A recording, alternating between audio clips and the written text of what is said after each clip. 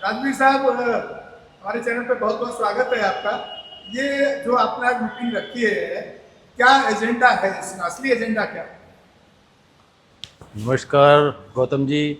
मेरा मुख्य एजेंडा है किसी भी तरह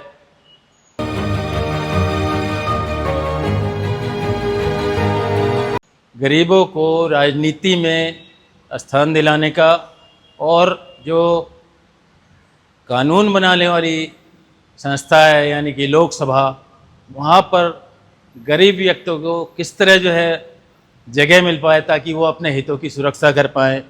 यही मेरा मेन एजेंडा है, मुख्य उद्देश्य यही है। और इसके लिए मेरा जो एक रास्ता है, वो रास्ता बहुत सीधा साधा है कि जो चुनाव में जितने लोग खड़े होते हैं उसमें एक व्यक्ति जीत जाता है, बाकी सब जो है हार जाते हैं। तो हारने वाला मैं मानता हूँ कि गरीबों का प्रतिनिधित्व कर सकते हैं, और जीतने वाला तो 100% अमीरों का ही प्रतिनिधि होता है और उसी के हितों के लिए काम करता है। तो जो चुनाव में लेकिन आप ऐसे कैसे कह सकते हैं सर, जिसके साथ अगर जनमानस जिसके साथ जुड़ा है, ज्यादा क्वांटिटी और रेशियो संख्या की जुड़ी है, तो इलेक्शन तो वही जीतता है ना। तो आप ये कैसे कह सकते हैं कि जीतने वाला गरीब लोगों का भला नहीं? देखिए, जीतने वाले ने आज तक कभी किसी गरीब का भला किया है? या जीतने वाला कभी जो है थाने में जाके गरीबों की जमानत ली है? वो कभी भी जो है गरीबों के लिए काम नहीं करता है। अगर लोकसभा में जो एमपी हैं वो दवाई की कीमतें बढ़ाने के लिए पैसे लेते हैं, और जो दूसरे बहुत से मतलब आपका मतलब संसद में जो क्वेश्चन उठाए जाते हैं, हाँ, वो पैसे लेके उठाए जाते हैं और अमीरों के हितों के लिए उठाए जाते हैं। जो पूंजीपति हैं उनके लोन माफ किए जाते हैं वहाँ संसद से अनुमति लेकर, और गरीब जो होते हैं, गरीबों का लोन माफ करने की जगह उनको सीधे थाने में भेज दिया जाता है। तो उनकी जो हित है, उनके हित तो मैं समझता हूँ लोकतंत्र में केवल जो हारने वाले लोग हैं वही उठा सकते हैं। और तो आप कहीं ये कहना चाहते हैं कि हारने वाला जो कैंडिडेट होता है, हाँ, वो पैसे से मजबूत नहीं है, या उसके पास में इलेक्शन लड़ने के लिए फंड इतना नहीं होता कि वो जो जीतने वाला वो पैसे वाला ज्यादा ताकतवर होता है इसलिए जीत जाता है? नेचुरली यही चीज़ है।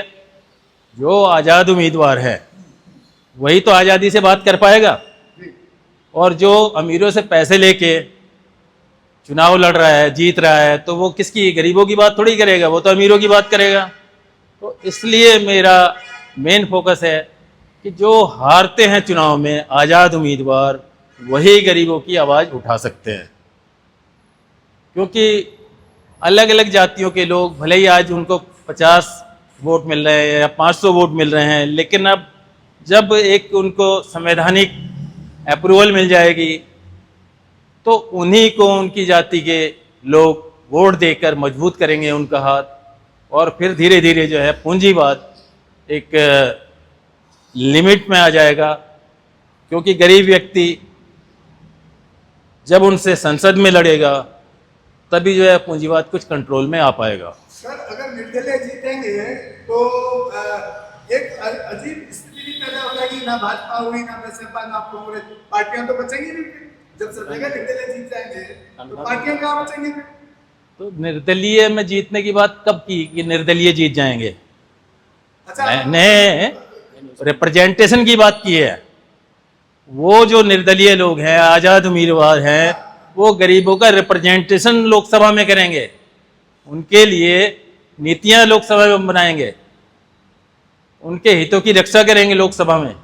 अब मान लीजिए कोई रिक्शा वाला है, वो अगर लोकसभा में पहुंचता है तो वही तो रिक्शा वालों के जो है अधिकारों की रक्षा कर पाएगा कि भाई यहाँ जो है स्टैंड बनाओ, यहाँ उनके लिए पानी का वो प्याऊ लगाओ, या और दूसरे हल किसान हैं, किसानों की ज़मीन की इस तरह जो है सुरक्षा करें। आज तो सरकार में जो लोग हैं वो किसानों की ज़मीन छीनने का प्रयास कर रहे हैं। तो उनकी किसानों की ज़मीन बचाने के लिए, मजदूरों की मजदूरी सुरक्षित रखने के लिए ये चीज़ बहुत ज़रूरी है। सर, आपने किताब भी लिखी है इस पर, वो एक बार किताब अगर आपका है तो हाँ, मैंने ये किताब लिखी है, उसमें उसमें मैंने दिया है कि भाई जिला परिषद में जनता का जो सदन होगा, जो निर्दलीय उम्मीदवार हैं, जनता के जो है एक पैनल बन जाएगा, वो पैनल ही जो है गरीबों के लिए आगे लोकसभा में, विधानसभा में या और दूसरी जगहों पर अपने प्रत्याशी चुनकर भेजेगा। तो जो पैनल में गरीबों के उम्मीदवार हैं, आज़ाद उम्मीदवार हैं, जो पैनल में चुन के जाएंगे उसके द्वारा, तो वो आगे जाके उनके हितों की रक्षा ही तो करेंगे। अगर वो अमीरों के पाले में चले जाते हैं तो वो पैनल उनको फिर वापस बुला लेगा। इसमें आपने एक नया एजेंडा तय किया कि मैंने आपकी इसको पढ़ा भी और आपके साथ डिस्कस हुआ कि इसमें आप कहते हैं कि वोट वापस लेने का अधिकार है। हाँ, तो देखिए, वो क्या है सर, उसको थोड़ा डिटेल में। वो वोट वापस लेने का अधिकार जो मैं बात करता अगर हूँ, वो वोट वापस लेगा तो क्या हल? ऐसे तो है, आप मान लो आप सांसद चुन गए और मैंने आपको वोट दिया और मैं पर्सनल आपसे खुद नहीं हूँ, तो मैं तो कहूँगा वोट वापस ले लूँ। तो ये तो कुछ अजीब सी स्थिति नहीं हो जाएगी कि आपसे कैंडिडेट हुआ है, आपका वोट वापस ले लेगा तो क्या आप रोजाना इलेक्शन कराएंगे? जिले में जो एक चुनाव कार्यालय होता है वो क्या करता रहता है? 5 साल तक सोता रहता है, वो यही काम करेगा। और जो मेरा वोट वापस लेने का वो है कंसेप्ट है, वो जो आज़ाद उम्मीदवार को जो मैं आज अगर वोट देता हूँ किसी को, तो जो ईवीएम है उससे जो पर्ची निकलेगी वो मुझे मिलनी चाहिए। भाई मैं वोट दे रहा हूँ ईवीएम को, ईवीएम मुझे एक रसीद दे रही है, ठीक है। तो वो पर्ची लेके जो है मैं अपने उम्मीदवार के पास जा सकता हूँ कि सर ये मैंने आपको वोट दिया है, आप मेरा ये काम करा दीजिए। वो उम्मीदवार जो है अगर मेरा काम नहीं करा रहा या मेरे हितों के विरुद्ध जाके लोकसभा में, संसद में या कहीं भी पूंजीवादियों से हाथ मिला रहा है, तो मुझे हक मिलना चाहिए कि मैं उससे अपना वोट वापस ले लूं। बेशक भले ही जो है वो उसका कहीं भी जा रहा है, लेकिन उससे जब मेरा वोट वापस होगा तो दूसरे लोग भी जो है वापस लेंगे, जिन्हें ये लगेगा कि भाई ये तो गरीबों के खिलाफ जा रहा है। आप इस अपनी इस विचारधारा जो आपकी ये आइडियोलॉजी है, जी मतलब काफी लोगों के साथ आप चर्चा कर चुके हैं, जी एकदम नया है जी कि अभी तक इस तरह का किसी ने ना लिखा, ना किसी ने इस तरह का एजेंडा पब्लिक के बीच में, समाज के बीच में या कहीं प्रेजेंटेशन नहीं किया है। जी सबका एजेंडा यही 5 सालों में एक बार इलेक्शन होंगे तो भाजपा सोची मेरा सत्ता आ जाए, एक बार नेक्स्ट टाइम कांग्रेस की आ जाए, अगली लोकसभा के, यही एजेंडे के तहत इस देश का चुनाव चलता है। बिल्कुल। तो आपको लगता है कि चुनाव आयोग जो हमारे देश की जो संस्थान है, आपके इस एजेंडे को एक्सेप्ट करने के लिए कहीं विचार कर सकते हैं या विचार किया गया, या लोग आपके समर्थन में आए? एक बड़ा चुनाव आयोग या बड़ी पार्टियां क्यों इसको समर्थन देंगी या क्यों इस पर विचार करेंगी? ये तो गरीबों के लिए है, गरीबों के लिए तो कोई सोच ही नहीं रहा है कहीं भी। अगर आज कोई आप जो है गरीबों के लिए बात करते हैं कहीं भी, तो आपको कहीं से सपोर्ट मिलती है किसी गरीब आदमी को? लेकिन जो वोट है उस पर अधिकार तो वोटर का होना चाहिए, जनता का होना चाहिए। इस चीज़ को आप मानते हो या नहीं मानते हो? मैंने अगर आपको वोट दिया है तो मेरा वोट आपके जाने के पास आपकी प्रॉपर्टी थोड़ी हो गया, वो वोट तो आपके पास फिर भी मेरी अमानत है। मतलब वोट तो उसने कैंडिडेट ने ये सोच के दिया ना कि उसने एक एजेंडा दिया है, एक स्कीम दी है कि ये स्कीम के तहत मैं 5 साल तक अपनी जिम्मेदारी जी यही मतलब है ना? बिल्कुल। अगर हम इसको बहुत साधारण भाषा में, हाँ तो आपका कहना है कि अगर 5 साल तक जो उसने अनाउंसमेंट किए हैं अपने वादों, हाँ अगर उन वादों को नहीं निभाता है तो आपका जो वोटर है उसको उससे वोट वापस लेने का वापस ले लेंगे, बिल्कुल। उसके बाद वो चाहे जिसकी समर्थन में वोट करेगा वहां कहाँ जाएगा कहाँ नहीं जाएगा, मैंने अपना वोट वापस ले लिया, फिर उसके बाद वो कहीं भी जाए, चाहे बीजेपी में जाए, कांग्रेस में जाए या किसी और पार्टी में जाए। सेकंड कैंडिडेट है उसको जाए, हाँ, तो उसको डर, तो उसको जो चुनाव डर रहेगा फिर उसको। उसको एहसास होगा। तो मैंने बहुत से लोगों से बात की है, सब हर एक व्यक्ति इस चीज़ को मानता है कि हाँ भाई ये सही है, वोट तो वोटर का जो है प्रॉपर्टी है और उसको अधिकार ये मिलना चाहिए वोट वापस लेने का। सर आज जो इंटेलेक्चुअल आपके साथ बैठे थे, आज जो मीटिंग रखी है, उसमें किस तरह का उन लोगों का इसके प्रति आपकी इस आइडियोलॉजी के प्रति किस तरह का रुझान देखते हैं? देखिए, रुझान तो ये है कि वोट जो है नागरिक का अधिकार है, उसकी प्रॉपर्टी है, और वो किसी भी उम्मीदवार को अगर दे रहा है वोट, तो ये सोच के दे रहा है कि ये मेरे वोट को सुरक्षित रखेगा और काम करेगा इस वोट के आधार पर। तो अगर वो नहीं कर रहा है, तो जैसे मैं बैंक से पैसे निकालता हूँ वैसे मुझे अपना वोट भी वापस ले लेना मिलना चाहिए। तो ये सेम चीज़ है। मैंने शर्मा जी हैं, काफ़ी समय से जो है ये इनसे इस विषय पर जो है मेरा वो हुआ है, ये भी अपने विचार रखेंगे, नहीं, आप बताएंगे। क्या मैसेज देना चाहते हैं आप?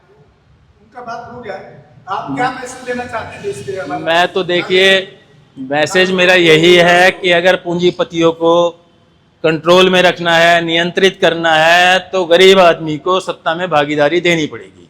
शर्मा जी, आपका क्या कहना है इनके विचार से? आप सहमत हैं? देखिए, इंजीनियर साहब ने जो प्रस्ताव रखा कि हम अपना वोट किसी भी प्रत्याशी को देते हैं उसके घोषणा पत्र के अकॉर्डिंग, अगर वो घोषणा पत्र को अप्लीमेंट नहीं करता है तो मैं अपना वोट वापस लेने का राइट रखता हूँ। यह सरकार को लाना चाहिए और निर्वाचन आयोग को इसको लागू करना चाहिए। आप सहमत हैं इनके? बिल्कुल सहमत है इस चीज़ से, और निर्वाचन आयोग को बढ़ चढ़कर हिस्सा भी लेना चाहिए इसमें। देश की स्थिति जो बन रही है, निर्वाचन आयोग अगर सभी लोगों को चुनाव पर अंकुश लगाना शुरू करे खर्चे पर उनके, तो इस देश का व्यवस्था तंत्र ही कुछ अलग हो जाएगा। और बहुत बहुत शुक्रिया सर, आपने हमारे चैनल के माध्यम से लोगों को एक जागरूक करने का बहुत बहुत शुक्रिया।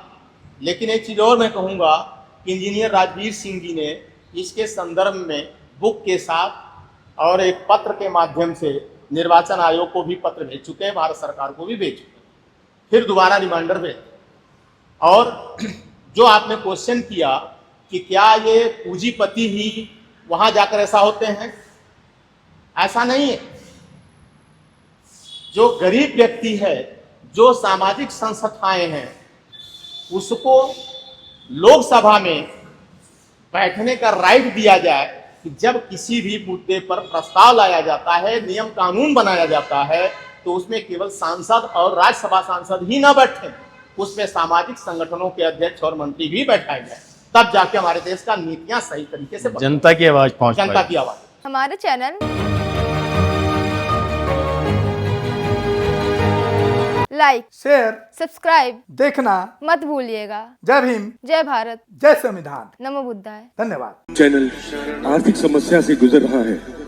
अगर आप बहुजन समाज में बाबा साहेब अम्बेडकर और तथागत बुद्ध की विचारधारा को अधिक से अधिक लोगों तक पहुंचाना चाहते हैं, तो हमें आर्थिक सहयोग प्रदान करें, ताकि हम अपने चैनल के माध्यम से देश विदेश में समता, बंधुता, एकता और संवैधानिक अधिकारों को ज्यादा से ज्यादा लोगों तक पहुंचा सकें। आप अपनी सहायता राशि नीचे लिखे खाते में जमा करा सकते हैं।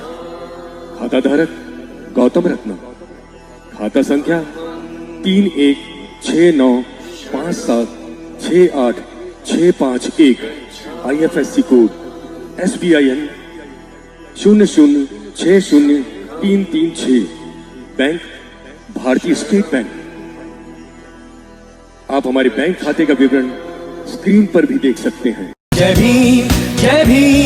मैं गौतम रत्ना, गौतम फिल्म्स प्रोडक्शन में आपका स्वागत करता हूं। आप हमारे प्रोडक्शन हाउस के अंदर अपना कैरियर बना सकते हैं as a film director, as a producer and actor and actress and editor and cinematographer also. अगर आपको फिल्म से रिलेटेड कुछ भी प्रोजेक्ट आपको बनवाना है, तो हमारे पास में पूरा सेटअप है, जिसमें फिल्म कैमरा है, शूटिंग लाइट्स है और एडिटिंग है। सारा A to Z एक ही जगह पर आपको हमारे यहाँ पर मिल जाएगा। तो दोस्तों, आप हमें कांटेक्ट कर सकते हैं हमारे नंबर्स पर 9810085714।